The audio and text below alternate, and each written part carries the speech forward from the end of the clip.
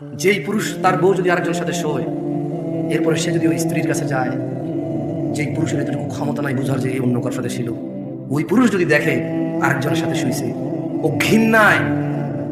ঘৃণায় লজ্জায় রাগে ক্ষোভে দুঃখে ওকে পুরো পৃথিবীর বিনিময় দিলে বলো যে বউ আমি রাখবো না ভাই।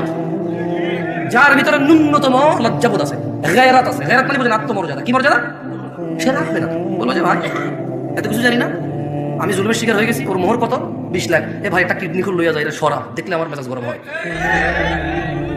আল্লাহ এরকম বলবে। যার ভিতরে ন্যূনতম আত্মমর্যাদা আছে সে বলবে যে 20 লাখ তো নাই, কিডনি একটা নিয়ে যা, 2 কিডনি লাগে না, 1 কিডনি বাঁচা যায়, ওরে নিয়ে বাঁচা যাবে না ভাই, কিডনি ছাড়া বাঁচা যাবে গ্যারান্টি আছে, ওর সাথে বাঁচবো না। ও আমাকে ধোকা দিছে, ও আমার বংশ মর্যাদা নষ্ট করছে, ও আমার বংশ নষ্ট করে দিছে। এখন যে বাচ্চাটা আছে এটা কি আমার না আমার নামে সেই সন্দেহ আছে। ও আমার আগামী প্রজন্ম ধ্বংস করে দিছে, আমার আগামী প্রজন্মের যে বাতি আমার, সেই বাতি আমার কিনা আমি জানি না, আমি এতটা দুঃখে আছি। এবং যে নিষ্পাপ সন্তানটা আছে ওর ঘর থেকে হয়েছে, ওকে বিদায় করে দেওয়ার পর ওই বাচ্চাটাকে দেখলে আমার ওর কথা মনে পড়বে, আর আমি সন্দেহে থাকবো এটা কি আমার বাচ্চা না অন্য কারো। ওকে সরাও, কিডনি নিয়ে যাও, ওকে সরাও, এক কিডনি দিয়ে বাঁচা যায়। ও আমার আগামী প্রজন্ম ধ্বংস করে দিচ্ছে, ও আমার বংশের বাতি শেষ করে দিচ্ছে, ওকে সরাও। সেই জায়গায় শিরিক আল্লাহ কি হলো, অথচ তিনি জানে ওয়া খালাকাক, তিনি তোমাকে সৃষ্টি করেছে কোথায় থেকে, এক বিন্দু তুচ্ছ পানি থেকে, যেটা তোমার বাপের পাজরের হাড়ে ছিল।